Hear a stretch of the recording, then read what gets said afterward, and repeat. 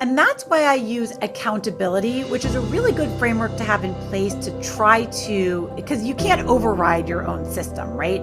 In the immediate. So having another person there to help you at least, put a little bit of a kibosh on the bad behavior is very helpful. So if I could take some of these women down that I've been trying to help and they've been making their best effort with my program, some of these women are deeply wounded and they really need a next level of support. I think it's going to be a transformative event. I love what you're doing. What we're doing together is going to be very powerful. Welcome to my podcast, You Must Be Out of Your Mind. And I have another great guest today. We all fell in love with her when we met her here a few weeks ago. It's Jamie Hess. And Jamie, welcome to You Must Be Out of Your Mind. Well, thanks for having me. And the feeling was very mutual. I'm like actually jealous. I'm seeing you sitting there. I'm like, bring me back. Soon enough. Soon enough. Soon enough. Yep. So I'm just here in sunny Florida, and Jamie had come down and to experience the program that we do at the Inspired Performance Institute. And then we are going to be doing a retreat together. So doing what you do as well, adding that in with what our program is, which I think is going to be an amazing experience for people. So can you share a little bit about what you do and the message that you are helping people with? Yeah, thanks so much for asking. It's it's my favorite topic. It's my favorite thing to talk about, but it kind of like I have to go back to go forward. So I'm going to start a little bit at the beginning, which is the fact that I truly didn't know that it was my calling to help people change their behavior until I was called to change my own. And I've shared with you some of my struggles with darkness and addiction. It's been ever present throughout my life, but it's something that I know I'm constantly a work in progress. And the first time that I really put a pin in what was going on, I was 23 years old. I was living in New York City.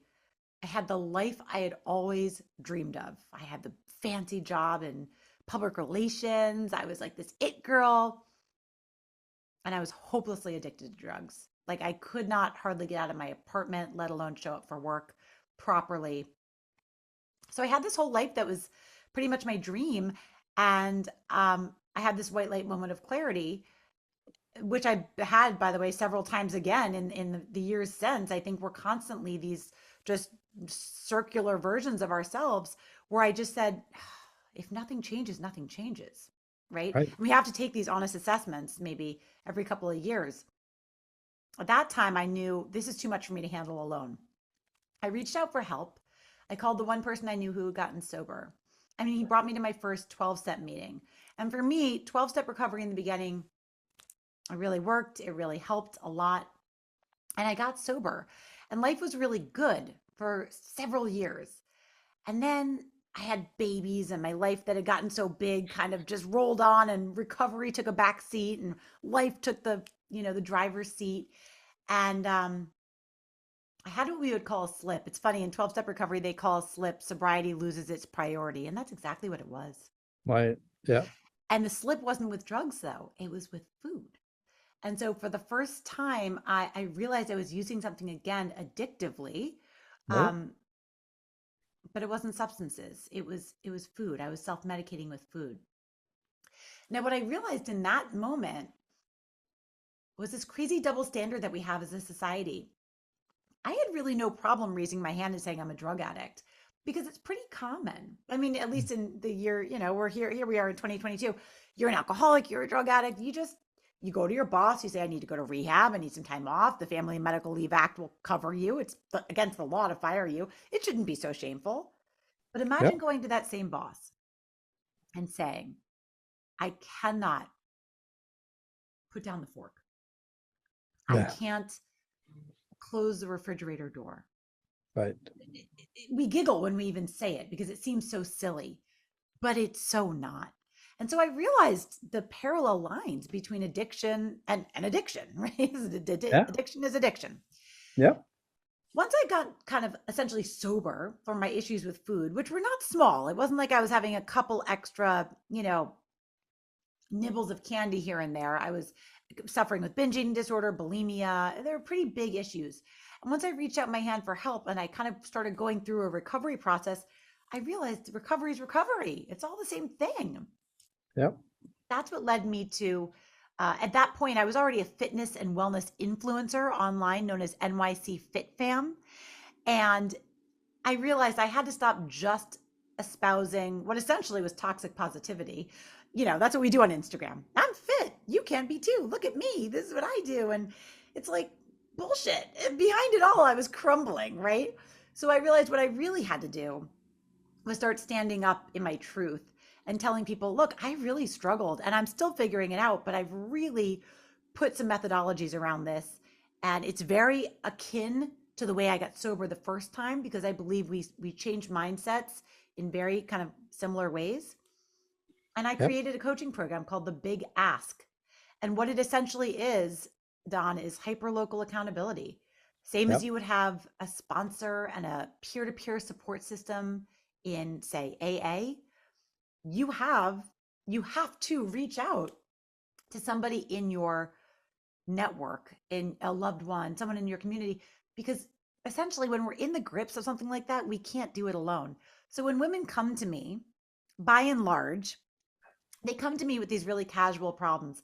I don't know, I just have a sweet tooth. I don't know, I just want to lose 5 pounds. And then I dig in and Yeah. I say, well, Susan, how long have you felt like this? Well, it's really been since I was about 14. Meanwhile, Susan's 58, you know what I mean? Right. And Yep. it's just been this monkey on my back and I haven't stopped thinking about it. And I go through bouts with binge eating and I've never told anyone that. And there's so much shame and a lot of it comes from trauma and all of this stuff. And it's like we trivialize the issue with food and we tell people that they should just be able to fix it on their own or use a little app or take a little walk.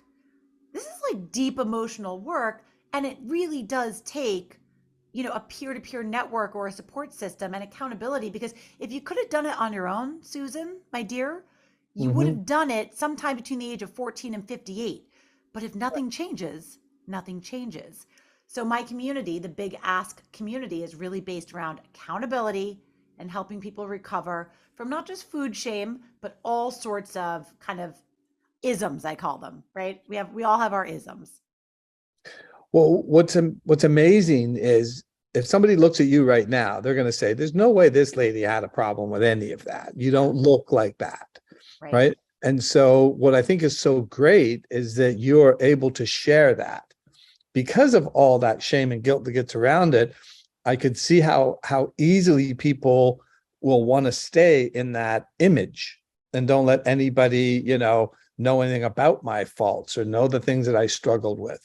It's amazing that you're able to do that because I think it gives so many people hope that they can also, get through it and without help. Right. It's almost impossible. Like I always talk about, I use sports, as you know, I'm a big sports guy. Yeah, Why does Tiger Woods have a coach? right. Right. He's the best Absolutely. golfer of all time. But there's the little things that he needs somebody to point out to him that he can't see that he's doing wrong. And if you don't have somebody there to help point those things out, and nobody's going to tell Tiger anything or get mad at him, but at the same time, they can say, "Hey, Tiger, here's what I noticed." And if Tiger's smart, which he is, he takes interest in that and says, "Yeah, I want to improve." I So was it's the going to same say, thing. I mean, if Tiger's smart, he hopes that somebody will yell at him and tell him what he's really doing wrong. Because, so I'm also a horseback rider. Yeah. And there was nothing that used to annoy me more because I was a professional for several years than when somebody would be helping me. We call it help from the ground. When someone's helping you, training you from the ground, someone helping me on the ground, and they would just say, "Oh, you're doing it's great, doing great, doing great," because they don't want to give you because you're a professional. And they feel weird. Don't placate me. That's not helping me. That's not Right. helping me get better. And that's the same way I am with my women in my community. If you want someone to pat you on the back and tell you it's totally okay it is okay that we have slips, fine. Of course, you're a human being. But if you want me to tell you that you can keep doing the things you've always done and somehow get different results, that's not the message that I'm delivering. So I really think that the reason, Don, that I've been successful also is because I toe the line. I'm this nice little gray area between put on your big girl panties and let's like suit up and show up, and then Right. also give yourself grace, right? Because you're a human being and it's okay. And like it really is okay. So stop beating yourself up. You're not a bad person trying to get good. You're a sick person trying to get well, right? Yep. Because I used to really think I would tell my stories about, having a terrible cocaine binge in my 20s. Like, I would laugh it off. But if you wanted me to actually get honest, that a box of Girl Scout cookies brought me down in the middle of the night in my own pantry, I was mortified. We got to like change that. I'm here to disrupt that because that's actually garbage and it's keeping people really sick in the shadows. And it's all coming from the same thing. It's coming from pain. Yeah. They've had pain somewhere that they're trying to ease. Hmm. And that pain could be coming from trauma. It could be coming from a number of different areas. But I always talk to people who, are into drugs or alcohol or whatever it is, if it's eating, I'll just say, this says nothing about your character, morals, willpower, ethics. It's about pain. The Yeah. brain will do whatever it can do to get out of pain. And because your subconscious mind doesn't see consequences because it only operates in the present, when does it want pain to stop? Now. And if it has a Girl Scout cookie and you feel better, mission accomplished, right? And Amen. if you take another one and another one, it doesn't see that, oh, well, hold on. The logical, reasonable part of your mind can say, this isn't good, right? This is going to put weight on me. But the logical part of your mind is overridden by pain. The survival brain will always take the command. So it overrides the system and will keep you on that path to stop you feeling bad. Simple as that. And that's why I use accountability, which is a really good framework to have in place to try to, because you can't override your own system, right? In the immediate. So having another person there to help you at least, put a little bit of a kibosh on the bad behavior is very helpful. But the big but, what Right. if I could go one click up and actually address the subconscious mind? And that's why when I met you, I was like, oh my gosh, if we worked together, if we found a way to do some work with some people together, the magic that we could have, because what you do and what you did for me, and let me also share this with your listeners, I we had talked about doing a retreat together and I was super keen to do it because I did see the value of potentially bringing our people together and our programs together, but I said I have to go through the work first. I have to understand what you do and I have to do your program. So I did come down to you, of course, in Orlando, Florida, and I went through the brain mapping and the trauma clearing and all of the exercises. And it was truly transformative. I completely understand now what you mean when you say resetting the code, like resetting the code in our brain. I have so many women who have been trying for such a long time, really to take my advice. But despite themselves, they keep going back to the old behaviors. Yep. They'll ask for the help with accountability, then they'll figure out how to wiggle their way out of it, which, by the way, like we all do. I used to do it with drugs and alcohol. I would throw away the drugs and ask somebody to not let me call the dealer. And then I would sneak into the other room behind that person's back and quietly dial the phone. That's like the lizard brain taking over, right? My brain's like, I want it. I want it now. Fix it. But what you do is so, I mean, the way that you described it, the systematic way you described it, when you're like, your brain's just kind of short circuiting. You're pressing like the M key on the keyboard and it's typing a B. Like, we just need to fix it. It's a code. And I was like, Yeah. yeah. So if I could take some of these women down that I've been trying to help and they've been making their best effort with my program, but some of these women are deeply wounded and they Yeah. really need a next level of support. And the opportunity that's in front of me that I can bring some of these women who I cherish and I've been working with for a long time, that they're going to come down with me to see you and do some of this deep trauma clearing work and then leave with a game plan and marching orders from me. It fills my heart with so much joy to think of what their lives will be as early as February of next year. Like, I can hardly wait for them. And it's so true, because if you don't get to the root cause, what you're doing is painting over rust. Hmm. And it's great paint, Yeah. right? But Yeah. the rust will bubble up through the paint. Mhm. So what we're going to do when we do this retreat together, this is the kind of work that I think is so great, because what you're doing is so valuable. The only issue they're having is they can't override it. And they can't override it because of the way our brains work. It's a system overload. So what we're going to do is sand it down, prime it, and then put your paint on it. Oh, I And then love it will that stick. so much. Yeah. I Then it love that sticks. so much.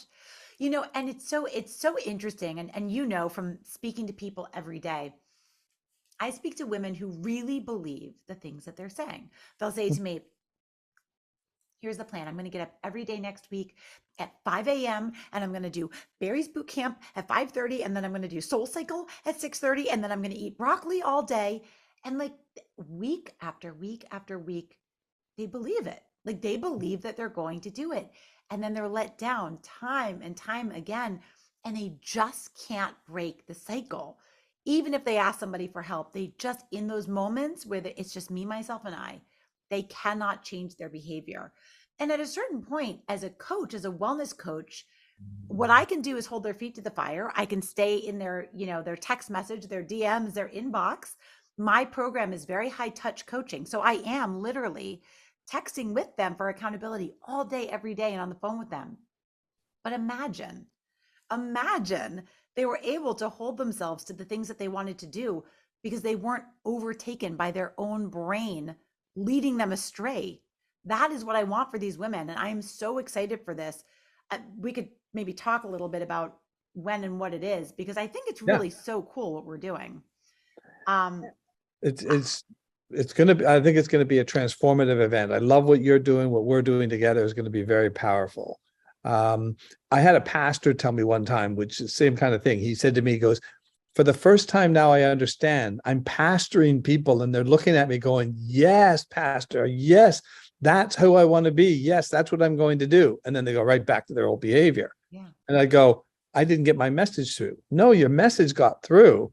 It got overridden, right, by the more powerful survival brain that thinks we're going to die if we don't keep up this behavior right. because it becomes safe with it, Hmm. even though it's not. Right. But you can't override that logically, no matter, Absolutely. I don't care who you are. You have to get to the Absolutely. root. And if you get to the Yeah. root, then what you're teaching them is going to be very powerful. You got to pull out the weed. One of the analogies I always use is, if you were trying to fill up a barrel with clean water, clean, fresh drinking water, would you just pour in that water over the dirty mud water at the bottom? Or would you dump the mud water out first and then fill the barrel with clean, fresh water?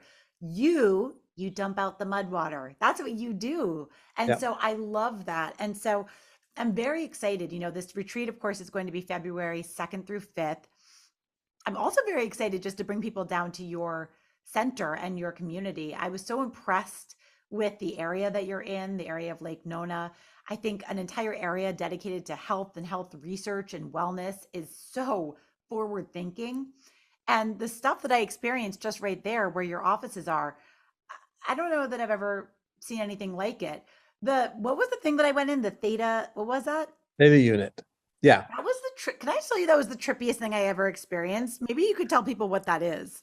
Yeah, basically it's you lie in it and comes so encloses you inside it, but you have headphones on, you have goggles, and so you're going to be listening to music.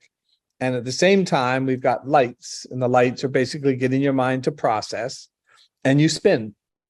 And you didn't feel it spinning, right? Because you I don't really didn't feel it feel it spinning. spinning. And No. I mean, look, Dr. Don, as somebody who's taken plenty of psychedelics in my life, okay, in a Those are former good. yesteryear, I went home, I told my husband it was trippier than anything I ever experienced on drugs, but like in a calm way, obviously, not in any sort of a bad way or where there's residuals.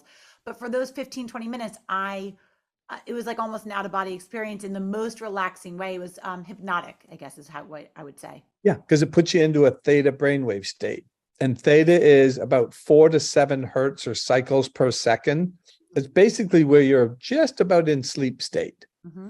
And so, but your mind is very, very calm and relaxed and it's processing. So we put you in the theta unit after you did the 4 hour session Mm-hmm. to get your mind to continue speeding up the process of all the information that we went through during your session. And that's the purpose of it. And it's very relaxing. It calms you down, but it also processes a lot of information.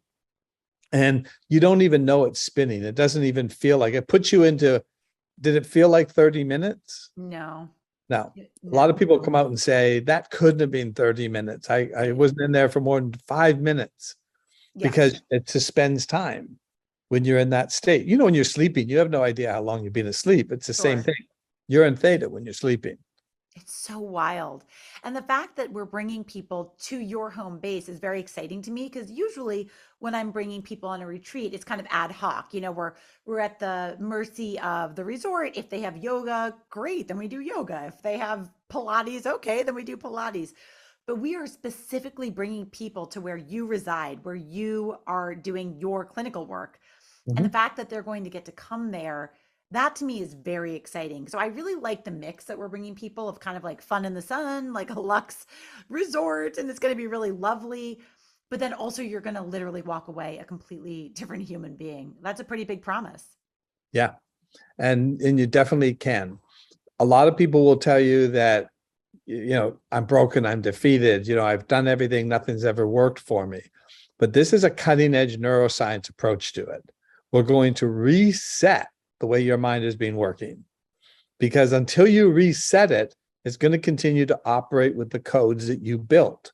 And those codes are being set by traumatic events and experiences, as well as habits and behaviors. And the habits and behaviors get set by the trauma. And so what the person is trying to do when they've had a traumatic event is trying to stop the pain. They're reliving it all the time. Right. So people who get into, like you were talking about with, any kind of drugs or alcohol or anything like that, is not about character. It's about a pain issue. The mind wants to be out of pain now, and Right. it will do whatever it has to do to stop pain now.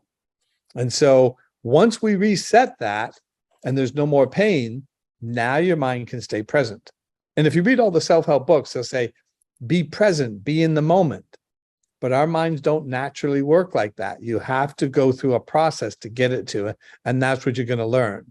And then when you give them your expertise and your guidance, it can stick. It can stick. And so I'll tell you what I do with people, and it's relatively simple, although it's a simple program for complicated people. And what I do, because I take women on in two ways. I do an 8-week group boot camp where we meet once a week on Zoom, and then we have an accountability group throughout the week. And I'm coaching them live kind of 7 days a week. But we have this one session where we go through a curriculum of 8 different sessions. Then I have my one on one coaching, and that's 12 weeks, and it's extremely high touch, like I said. Both ways, we're essentially building new healthy habits. Like I unpack their why to the best of my ability. We're kind of going through triggers. You don't like that word, but that's a word that that I use in my Activation. program. Activators, yes, the things that are activating their mind to want more, right? Sure. So Mhm. activators and understanding what type of, and of course, those are not just particular foods, right? It's an emotion. It's a geographical place. It's your favorite armchair where you always eat your crackers and cheese, right? It's Jeopardy where you always have your glass of wine, whatever, you know what I mean? Like those habits we have throughout the day. I figure it out. We figure out what is going to, trip them up, and we start to unveil or, change their behavior. We build the new healthy habits. They have accountability to me first. So we Mhm. have 7 days a week of mindful movement, and that's a mix of some, sweaty cardio and other things. And then we have a nutrition plan. They stick to that with me for the first half of the program. And then I do the hard work of starting the process of making their ask. Now it sounds pretty simple. Like, how do you make an ask of someone in your life? You just go and ask them, right? Right. Well, I think if it were that easy, I mean, we would all just do it. But we probably all have tried to do it at some point. Mhm. I mean, you can imagine any wife going to her husband, Gary, will you help me just I need to lose 10 pounds, or I just need to stop eating, Tostitos, or will you help me just get back to the gym next month? That's incredibly vague. Gary doesn't know what the hell you're talking about. Gary does not want side eye, and he does not want to be the cookie police. Like, you didn't make an ask. You didn't ask a question. That's a vague request based on a moment of not feeling good about yourself that you kind of threw in his direction, and then somehow it's going to be his fault because so often delegation becomes abdication, right? Well, I Yeah. asked him, he didn't help me because you Yeah. didn't ask him for anything specific. So I go through a process with women where we map out, what is it that you need help with? What are those activators? What is the problem? Mhm. And then we actually do a script. We write a script so you are I prepared love to make that. that ask. We Yeah. role play it in the big ask because you might lose your nerve. Gary might look at you funny because he's like not really sure where this is going, or you might feel judged. You have to learn, just like you would do in media training. You got to get up there with your confidence and be ready because this is a very important moment. I also have my women lead with their vulnerability story. The same story I just told you about the drugs. Had I called my friend Rex, that was the guy who was sober, and just said, "Hey Rex, I'm having some issues," and I'd kind of downplayed it because I was embarrassed. I don't know. It's kind of like I'm kind of having some issues. Do you think maybe I could try that like recovery thing? He'd probably be like, "Oh yeah, sure. I'd be happy to talk to you about it sometime. I'm actually on my way to work though. Can we talk next week?" But when I called him and I was like, I'm like on death's door. I've been up all night. I don't think I can, go an hour without using these drugs, and I'm sick and suffering. Can you help me? He was like, Wow. I will be there in an hour. Beautiful. The level of vulnerability that you have to have if you want to make a serious ask, it's pretty high. So I Yeah. coach women to actually get ready to share their story. And when it comes to food, we tend to giggle, we get really embarrassed. It's really hard to tell Gary that our hypothetical husband, that when it's 9 p.m. and it's just you and your freezer and there's a pint of Ben and Jerry's or two, Hmm. that's a battle royale that you're on the losing end of every time. And they'll giggle through it like, "Oh, it's Ben and Jerry's. It's so silly." It's not silly. It's No. it's ruling your life, and it's been doing it for too long. And it's time. It's time to say enough is enough. So that conversation, as difficult as it is and can be, I really help them like prime the pump, because if they don't go in there guns blazing, Gary really doesn't know what he's being asked, and he really doesn't know how much you need help. So we go in with a really targeted ask, and our women leaving our retreat, after our weekend, they will have a clear call to action. So they can then leverage their newly cleared brain, right? Their reset brain, their cleared trauma, and their ability to think clearly and operate more holistically. And then they'll actually have a plan of action to carry it out. Yeah. And that's the key, right? Is you've got to have an act. I love what you're saying is make it very specific, because you're right. It's very easy to go to somebody and say, "Can you help?" And then they say, "Sure." And then you say, "Okay, good." And then, then Gary turns around and says, "I can help you stop eating Ben and Jerry's, but that doesn't mean I have to stop eating Ben and Right. Jerry's, does it?" Right. Right. So you have to be really clear on the plan. Otherwise, And by he the way, doesn't he doesn't have to stop eating the Ben and Jerry's, but he might need to stop eating it in front of you. want of you. Like there's, because you're not asking anybody else to change their life. That's their journey to take, unless they want to. That's great, but they don't have to. But there might be a concession that he has to make so you're a little more comfortable. And if that means, like in my house, the Ben and Jerry's specifically is one of those concessions. I have two little kids. They like ice cream. That's okay. But we decided to get a second fridge freezer out in our garage. And did you know that on Amazon, you can buy a lock for your freezer? Hmm. It's like Really? $10. And I asked my husband, I said, ice cream was my binge food back when I was bulimic. You're traveling a lot for work. I don't feel totally comfortable having ice cream in our freezer because even though it's been a really long time since I did that, I don't want to have to do mental gymnastics when you're traveling. Should I? Shouldn't I? Should I? Shouldn't I? Could get away with it. That's what my brain Mhm. does to me. After all this time, I haven't acted out in that way in many years. After all this time, he leaves, the garage door shuts, and I'm like, what can I get away with? Yeah. My brain is just wired that way? Yeah. And so, in order to help me take that one off my plate, so I don't have to do those mental gymnastics or jump through those hoops, you know what he does when he leaves? He locks up the darn ice cream in the stupid outside freezer and puts the key somewhere, and I don't have to worry about it. So, those Yeah. are simple things, but you know what? Most people would be too embarrassed to say, "Could you lock the ice cream in the freezer?" Because it doesn't feel like you should need to. But somehow it Right. would be okay if we would say, "Hey, I don't feel comfortable when you keep beer in the fridge if you're trying to not drink alcohol." But you should have the same type of grace with food because it's just that hard, if not harder, because we actually have to eat. We can't abstain from food. So we're still triggered all the time. Yeah. And again, people look at it as a weakness, but Mm, it's not a weakness. It's a way our brain works. Our brain is going to create actions through emotions, through feelings, through sensations. That's just the way it operates.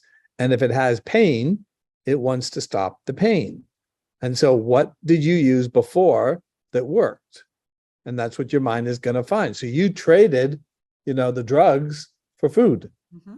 right? But it was the same thing. That could have Yes, been shopping, that could absolutely. have been 1,000 different things. There's a guy, a very famous guy, Dr. Gabor Mate. I don't know if you ever heard of I've him. heard of him. Yes. Yeah, he had a shopping addiction for classic music. Mm.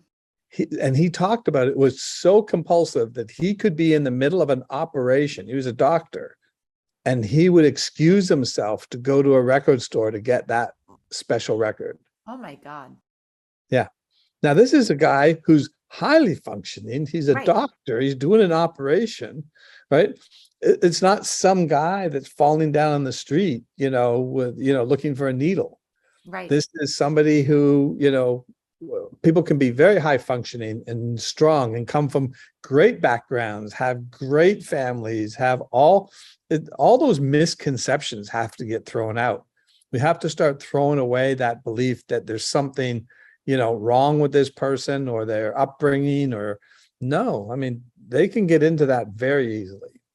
Well, it's so funny. A girlfriend of mine had heard my TED talk. I just did a TEDx recently, and she had stumbled across it on the internet. Oh, it was great, by the way. It was really good. I Thank you enjoyed so it. much. Yeah, I love it.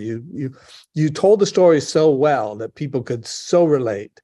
If they have any of those kinds of issues, you were so real. That's what I Thank loved you. about it. It was genuine. I really appreciate that.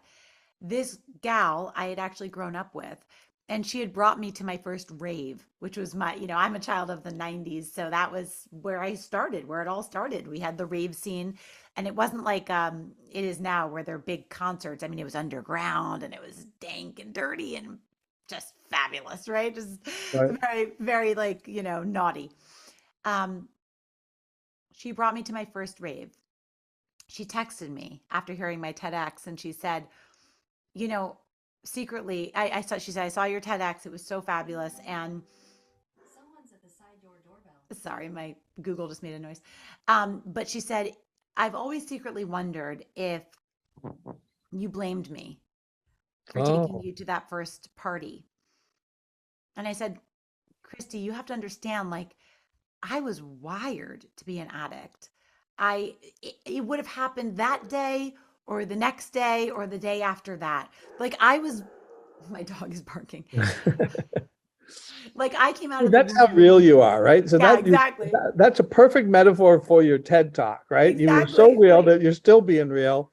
You got dogs barking and doorbells ringing. So that's there's cool. always dogs You're barking, being babies real. crying, something going on. But I came out of the womb needing a drink. It's just how I describe it. I was just one of those people that was just looking to escape. And one of the things I really like that you had brought up, because when I was first talking to you, I said, I don't really have any trauma. Like I wasn't abused. I had good parents. Like I really kind of downplayed it. I think we all have our things, right? And so, however you interpret the world, you explained it to me as there's big T trauma and little t trauma. And we all have our baggage, right? Yeah. And we justify it too. So a lot of times people say, well, I didn't really have any major trauma. I had one gentleman, this is a good example. This is pretty extreme though. His father was very abusive, beat him all the time, right? And he said he saw his father one time. He was at a gas station and his dad told him to put the fuel up the car. So he's fueling up the car, and as he took the hose out, I guess it splashed on the car next to him, and the guy in the other car turned around and slapped, him. Well, his dad gets out, right, and literally almost killed him, beat the guy to such a pulp. Oh my God. And so anyway, I said, well, this is not normal childhood, right, to be growing up in. But you know what he said to me? He said, I understand that. He says, but I really think the beatings toughened me up. I think they made me who I am today. So I don't think it was bad, Yeah. spare the rod, spoil the child kind of thing. I said, that's not the same thing. Mm-mm. Beating a man to a pulp in front of his child, right? And beating you, right, is not the right thing to be doing. My dad never laid a hand on me, ever once. I never laid a hand on any of my children. And that didn't mean I wasn't disciplined. Right. I was totally disciplined, Right. right? Because he got what he wanted from me in a totally different way by respect. Mm-hmm. I respected him so much that I didn't want to disappoint him. Yeah. And so the worst thing for me is to look at my dad and have him go, Mm-hmm. really? You Right. did that? That was like, a Yeah. stab in the heart. I didn't Yeah. want to disappoint him. Same with my mom. Absolutely. I do think it's interesting what we kind of put up with and permit. And when I look back, I really believe that when I said that to you, I was like, I don't have any trauma. I mean, not only do I certainly have some trauma from my childhood, nothing that my parents did to me, but there's stuff that Yeah. happened. But like, I was a rampant drug addict and put myself in some pretty questionable, terrible situations. But again, I feel like I did it to myself. I kind of deserved it. I was out there living that life. But it doesn't mean that you need to just live with it and carry it around like a bag of rocks for the rest of your life, right? Like you could still just fix it and walk away from that kind of web of shame and the way that it kind of has a hold over you. Yeah. And if you don't, then that's going to continue to show up in different parts of your life.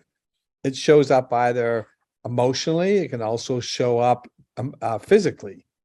People end up with a lot of health issues because their adrenals get burnt out. They're in a constant Right. state of fight or flight. And so there's so many things going on like that, that if you don't address them, they will show up. And, with the COVID stuff that we've had, all these people who've gotten sick and then even have died from COVID. If you go back, I'll guarantee you'll find a lot of health issues that were created by trauma. Hmm. So it started with the trauma. Then their immune system gets so weakened that by the time they catch COVID, they're already beaten down. So it's like an energy source. If you have 100% of so you power up your phone at night, right? You wake up in the morning and you've got full power. But as soon as you turn that phone on, 30 programs open up, Right. right? It's going to drain it really fast. And then if you get a virus coming in, at about 10 o'clock at night before you start powering up again, that virus is going to overtake the system. Absolutely. You don't have enough power. It's so fascinating. I think one of the things that you left me with and your team as well is just the awareness of just energy and the way that energy works in the body. And I think it's a really fascinating thing. I'd had some experience earlier this year with like muscle testing and a couple different things that I was like, well, this can't be true. This can't be actually a thing. Like I just didn't believe, and I think we have that. I don't know, it's a symptom of being a human that like if I can't see it, it doesn't exist or I don't believe it, Yep. right? Yep. So it's really sometimes you have to suspend disbelief, but also in mapping my brain before and after the work that you and I did, it's actually undeniable on Yeah. how it was changed. Yeah, the brain mapping is something that we're going to do at the retreat as well. So when they come down, we'll do a brain map. And the brain map is just really designed to show what's going on in the brain, the electrical connections and the way the brain is working. If one area is more active than another, that's going to show up in some way, either anxiety, depression, whatever it is. So the idea is to try to figure out what areas of the brain are operating efficiently, what areas are not operating efficiently. And we Right. can reset it. And just going through our program, we've been showing anywhere from a 40 to a 45% change in brain plasticity and normalization. That is That's insane. massive. That's crazy. I Yeah. don't even completely know what that means. I'm shaking my head like I totally know what that means, but it sounds really impressive. What does that mean exactly? Well, brain plasticity is the ability of the brain to adapt and change. So if you're stuck in a pattern, right, and you like addiction can be a pattern, and you can't get out of it, it's because there isn't enough plasticity. The brain can't actually figure out how to get out of it. So it's almost like room to grow, right? Right. So you've got a size 12 foot and a size 10 shoe, right? But if we can get the plasticity of that shoe to go to a 14, now the foot can move around and can make some changes. So Makes you're not sense. stuck, right? So plasticity is the ability of the brain to grow and make changes, new neural pathways, new habits, behaviors. And then normalization is if one or two areas of the brain are underperforming or overperforming, it can go back into performing at the right levels. It can normalize. And one of the reasons it doesn't is because, for example, if we see a lot of people with, say, post-traumatic stress, they're going to have the temporal lobes and the occipital lobes that will be very active. And so you don't want them overactive. You want them operating just normally. So once we normalize that, then it stops. We stop that loop of trauma running. It goes back into a normal state. So fascinating.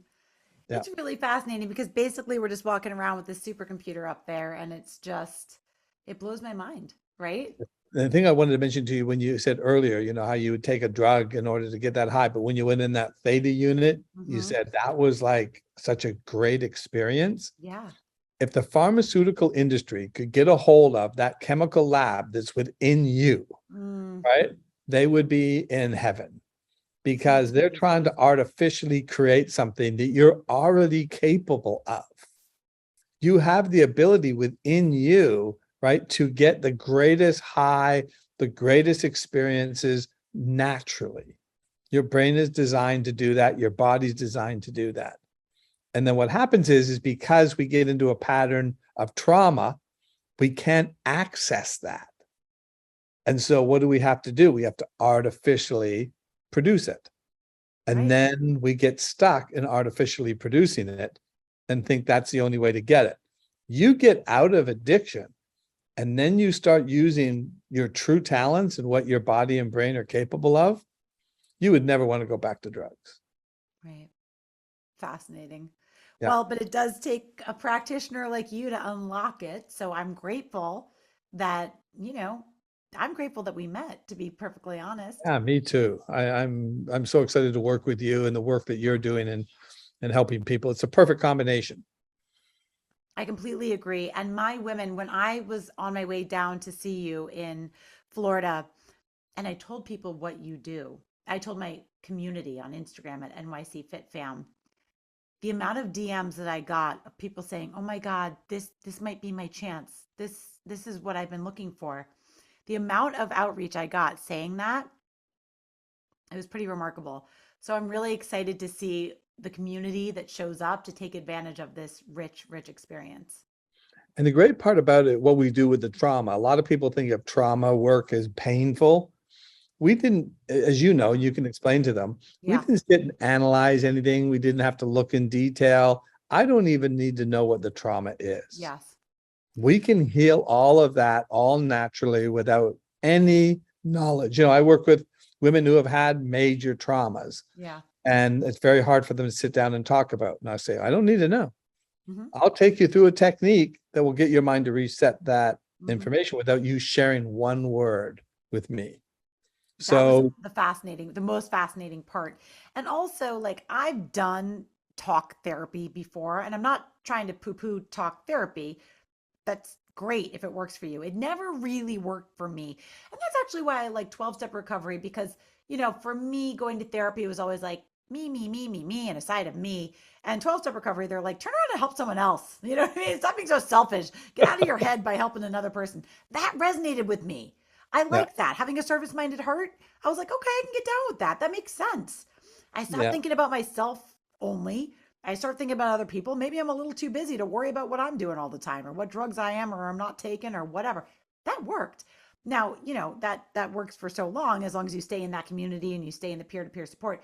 But I've always just kind of had my own issues with talk therapy. I don't have a problem with talk therapy as a practice, but for me, it never quite worked. So I was really curious. I was like, what is this kind of trauma clearing therapy going to be? And it was nothing like talk therapy. It was utilitarian. It was logical. It was functional. We were doing actual exercises that were reprocessing the way that my mind held a memory. mm-hmm. And that was fascinating. Yeah, it all comes down to memory work. That's where the issue is. Yeah. The memory continues to be seen in real time, activating your nervous system. And what I say to everybody is, it can't do it any other way. There's nothing wrong with you, right? The reason your mind is going into an activation is it's calling for an action. But the problem is it's an action that isn't possible. Like, so I got beat up by a bully when I was 7 years old. My mind's not okay with that. So my mind's going back to that 7-year-old saying, fight back. Right. Well, it's not possible. Right. But your mind doesn't know that because it keeps thinking that bully is bullying you now. Right. Because your subconscious has no connection to time. Everything is now. So it doesn't know if you're 7 or 27 or 57. Everything is now. And your mind wants it to stop. Don't let that happen. Fight back. You know, I've worked with so many different people, you know, who have had, say, a car accident. And they'll say, every time now I get into a car, right? We had a lady, there's actually a phenomenal testimonial on our site of a lady who was having, she had a car accident. For 1 year, she couldn't drive. She was having panic attacks, anxiety attacks as she got behind the wheel. She came in to do the program, and she was actually coming in to do one of our group ones, like we're going to do at the retreat. And she had her husband driving her, and she was videotaping herself. And you could see her eyes darting. She was petrified, even in a car. And she came and went through the program. And when she left, she got home, she videotaped herself driving around the block and laughing, going, I can't believe I'm driving a car, right? Like, I'm not having the fear of driving the car. Like, how could they do this in 4 hours? That is so wild. And 4 hours. 4 hours. And what was happening is that every time she got behind the wheel of a car after that accident, what would her mind think about? The accident. Sure. So when was the accident happening? In her No. mind, it was happening right now. Yeah. So it says, get out of the car. Right. Right. Don't get behind this wheel. We know what's going to happen. We're going to get into an accident. That's what it kept looping through. So you could see why her mind wouldn't want to get her into a car. Yeah. And it would try to get her out of the car. Trying to hurt her? No. Trying to protect her. There's nothing wrong with your mind. See, that's the other piece I love. And I think this is what's going to be the most special, is that we both really believe in giving people grace because they didn't do anything wrong, right? This is simple stuff. This is actual like neuroscience. Yeah. And it's just what it is. And it just needs to be fixed. But the biggest problem is when people just sit in their, you know what, and just think something's going to magically change. But if nothing changes, nothing changes. Yeah. You have to step up. You have to do something. You have to get active. You got to come to the retreat. You got to do something, right? You have to take some action. And if you don't take any action, nothing's going to change because you get stuck in the loop. But the good news is there are answers out there and you don't have to get stuck. And Absolutely true. so we're excited about the event. I'm Yeah, so I mean, glad. I really- think we'll be doing more of these because I think it's going to be so successful. I completely agree. And it's really fun when, the answers to these, life's really hard questions also come with like 3 days at a fabulous hotel with like meals at Michelin rated restaurants and fabulous wellness activities. Like there's so much here, and in addition to the clinical work and the life coaching and all of that, it's also, fun and community building and it's just going to be a really good time. So, if anybody is interested in learning more about the retreat or signing up, certainly, obviously, of course, you can reach out to Dr. Don. You can also reach out to me. I always share my email address. I'm an open book. It's Jamie, Jamie at NYC Fit Fam. I'm the question answerer. So I'm always happy to take people's questions and help people get signed up. I'm pretty sure this is going to fill up pretty fast. So if it's something that you have in mind, think about this would be a great Christmas gift to give a loved one, don't you think? Think about Oh, that. yeah. This would be Yeah. a great Christmas gift for like a husband to give a wife or a couple to give each other. Like this is not just for women, this is for everybody. So like if couples want to come together, that could be really, really powerful. Yeah. And we're trying to make it so we're not having a massive amount of people. It's going to be Mhm. fairly intimate. So Intimate.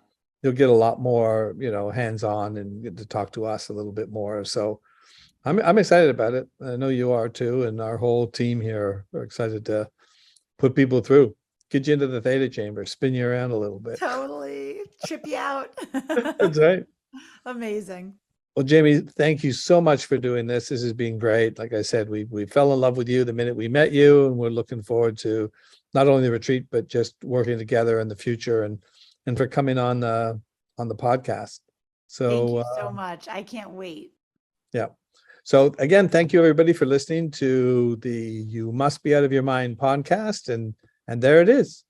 It was really scary. Actually, the first time that happened was when I was about 14. I was in a pool and I remember swimming, and all of a sudden I felt like I was drowning. Like I couldn't breathe anymore. And all of a sudden just blood just started gushing out of my lungs. It was the first time it ever happened. Think of trauma in terms of a weight that you carry around. So if somebody's carrying around 150 pounds in a backpack on their back, which is all this trauma,